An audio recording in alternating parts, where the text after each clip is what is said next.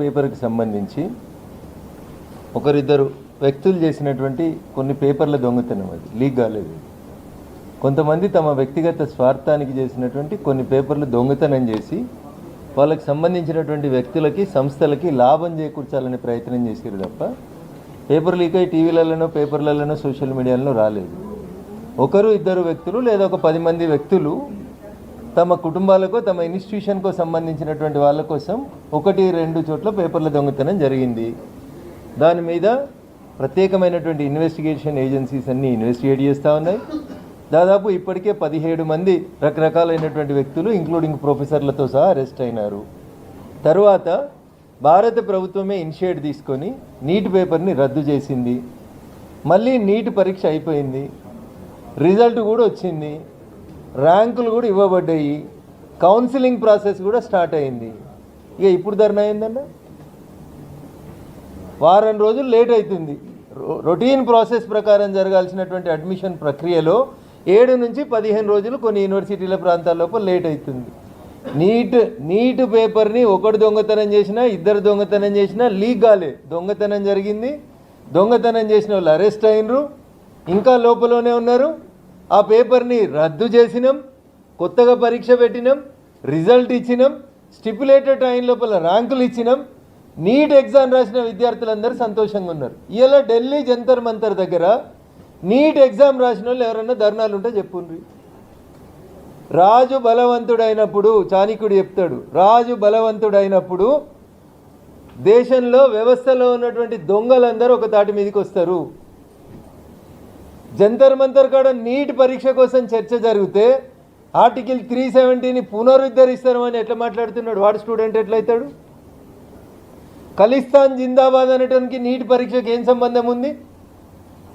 మేము విద్యార్థుల్ని గౌరవిస్తాం, విద్యార్థులే మా శక్తి, యువతనే ఈ దేశ శక్తిని పార్లమెంటు సాక్షిగా దగ్గర నుంచి మొదలుకుంటే ప్రపంచంలో ఉన్న అన్ని వేదికల మీద భారత యువశక్తి గురించి మాట్లాడింది నరేంద్ర మోడీ గారు.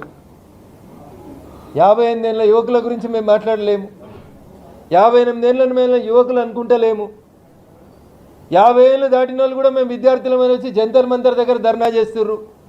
ఆర్ఎస్సీ వాళ్ళు, పీడిఎస్సీ వాళ్ళు, ఎస్ఐఎఫ్ఐ వాళ్ళు, ఎస్ఎఫ్ఐ వాళ్ళు, ఏఎస్ఎఫ్ వాళ్ళు, ఖలిస్తాన్ తీవ్రవాదులు, ఆర్టికల్ 370 వాళ్ళు, ఉమర్ ఖలీద్ వాళ్ళు, తుకుడే గ్యాంగులు, ఈ దేశ భద్రతని వ్యతిరేకించేటోళ్ళంతా వెస్ట్ బెంగాల్లో నరేంద్ర మోడీ గారి గెలుపుని, భారతీయ జనతా పార్టీని ఆస్వాదిస్తున్నటువంటి దేశ ప్రజల మనసుని ఖరాబు చేసేందుకు మొదలుపెట్టినటువంటి కాక్రోచ్ జనతా పార్టీ ఉద్యమంలో కాక్రోచులు లేరు, విద్యార్థులు లేరు. సంఘ విద్రోహ శక్తుల్ని ఆ బ్యానర్ కిందికి తీసుకొచ్చి ఇక్కడ ధర్నా పేరిట భారత ప్రభుత్వాన్ని నరేంద్ర మోడీ నేపాల్ కర్తే హంలో, ఎవడరా నువ్వు నేపాల్ చేసేందుకు? నేపాల్కి నీటికి ఏం సంబంధం ఉంది? ఇట్లా మీ బయటలే కనబడతా ఉన్నాయి కదా నేపాల్ చేస్తామనేది. ఒక్కొక్క కానిస్టేబుల్ని కిందేసి తొక్కుతూ ఉన్నారు కదా విద్యార్థులు చేసేది. వాళ్ళని విద్యార్థులుగా మమ్మల్ని ట్రీట్ చేయమంటారా? ఏమడుగుతా ఉన్నారు?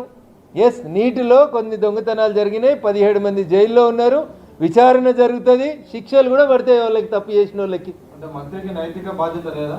రాజీనామా చేయాల్సిన అవసరం లేదా? సో ఈ దేశానికి స్వతంత్రం వచ్చిన 1947 ఆగస్టు 15 నుంచి ఇప్పటిదాకా రైలు ప్రమాదాలు, విమాన ప్రమాదాలు, పేపర్ లీక్ అవుడు, గ్యాస్ లీక్ అవుడు, కట్టిన బంగ్లాలు కూలిపోవడు, ఇట్లా రకరకాలైనటువంటి సంఘటనలు 1947 నుంచి ఈ రోజు దాకా జరిగినాయన్ని బాధ్యత వహించి ఏ ప్రభుత్వంలో ఎంతమంది మంత్రులు రాజీనామా చేసిండ్రు? మేము దాన్ని పార్లమెంటు వేదికగా చర్చించేందుకు రమ్మంటున్నాం.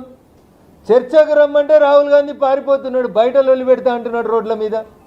నీ దగ్గర గణాంకాలు ఉంటే నువ్వు వచ్చి ఫ్లోర్లో నీకు మైక్ ఇస్తాం, చర్చ స్టార్ట్ చేయంటున్నాం. మీరు నీటిపై చర్చ జరగాలన్నా ధర్మేంద్ర ప్రధాన్ గారు రాజీనామా చేయాలన్నా ధర్మేంద్ర ప్రధాన్ గారు రాజీనామా చేయాలి. రాజీనామా చేసినాక చర్చ ఏముంటుంది? ఇంకా మీరు చర్చను ప్రారంభించి చర్చలో మా తప్పుల్ని ఎత్తి చూపుండ్రి. When we cannot defend our self, అప్పుడు మీరు మా రాజీనామా అడుగుండ్రి. మేము చెప్పిన సమాధానంతో సంతృప్తి చెందకపోతే then definitely we will quit our jobs. మేము ఫెయిల్ అయితే, మేము ఫెయిల్ అయిన రోజు మేము తప్పకుండా క్విట్ అవుతాం. విద్యార్థులు లేరు, మిగతా శిక్షలంతా ఉన్నాయంటారు. మన లాఠీ చార్జ్లో విద్యార్థులకు ఎవరికి గాయాలు జరగలేదంటారు.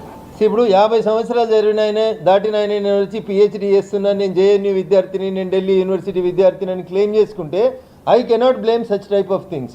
మీరు మాట్లాడుతుంది నీట్ గురించి మాట్లాడుతున్నారు, నీట్ వల్ల నష్టపోయిన విద్యార్థుల గురించి మాట్లాడుతున్నారు. అందులో నీట్ ఎగ్జామ్ రాసిన ఒక్క విద్యార్థి ఆ ధర్నాలు ఉంటే మీరు ఫైండ్ అవుట్ చేయండి.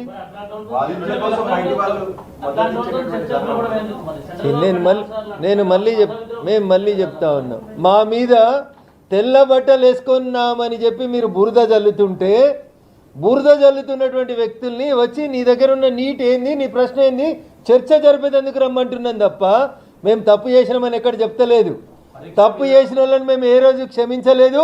నరేంద్ర మోడీ గారి నాయకత్వంలో వారి స్లోగన్ ఒకటే, మై నై కావుంగా కిసీకు బి నై కానేదేంగా. ఇంతకంటే గొప్పగా ఏం చెప్తారు? ఇంకా ఏమంటారు? మీరు వాడుతున్న పదాల పట్ల మేము అభ్యంతరం వ్యక్తం చేస్తూ ఉన్నాం. పేపర్ లీక్ వేరు. లీక్ అంటే కాశ్మీర్ నుంచి కన్యాకుమారి దాకా అందరికీ దొరకాలి పేపర్ దొరికింది, ఎవడో ఒకటి దొంగతనం చేసి ఒక ఇన్స్టిట్యూట్ వాళ్ళకి ఇచ్చుకున్నాడు, అది దొంగతనం అంటారు. దొంగతనం వేరు, లీక్ వేరు అన్న. లీక్ అంటే అందరు సోషల్ మీడియాలో అందరికి వచ్చేసేయాలి. ఎవరికి వచ్చిందన్న నీట్ పేపర్? ఒకరి తర్వాత ఒకరు అడుగురు. I'm ready to face everybody. దొంగతనం జరిగింది కాబట్టి రద్దు చేసినాము అంటున్నాము. కొద్దిమంది ఆ దొంగతనం వల్ల వినాలి ఒక్క నిమిషం. దొంగతనం వల్ల ఒక ఇన్స్టిట్యూట్కి సంబంధించిన వాళ్ళు, ఒక ప్రొఫెసర్కి సంబంధించిన వాళ్ళు కొద్దిమందికి బెనిఫిట్ అయింది కాబట్టి, మిగతా విద్యార్థులకి నష్టం జరుగుతుంది కాబట్టి దాన్ని, ఆ దొంగతనాన్ని అరికట్టాలనే ఉద్దేశం కొద్దీ లీక్కి దొంగతనానికి మధ్యన తేడా గమనించమనేది నేను మీకు చేస్తున్న అప్పీల్.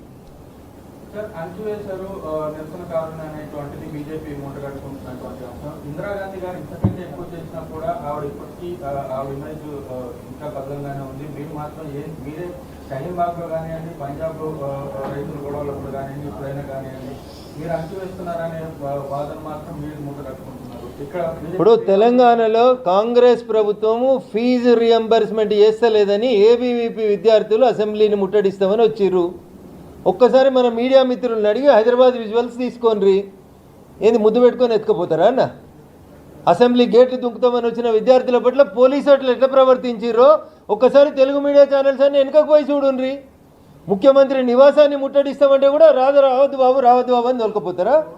లా అండ్ ఆర్డర్ని చేతిలోకి తీసుకుంటామని, భద్రత అంశాలకు సంబంధించిన అంశం వచ్చినప్పుడు పోలీస్ తన డ్యూటీని తను చేస్తుంది, ఇర్రెస్పెక్టివ్ ఆఫ్ పార్టీస్.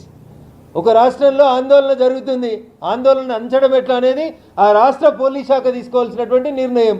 దాన్ని విద్యార్థులను అంచివేసిరు. మీ జర్నలిస్టులు పోతే కూడా లాఠీచార్జ్ అయింది చాలాసార్లు తెలంగాణ అసెంబ్లీ దగ్గర. పాత ప్రభుత్వంలో అయింది, కొత్త ప్రభుత్వంలో కూడా అయింది. గవర్నర్ బంగ్లా కోసం దరఖాస్తు ఇస్తామంటే రానిస్తారు, గోడ దుంకుతాం విధ్వంసం చేస్తామంటే అరెస్ట్ చేయకపోతే ఏం చేస్తారు?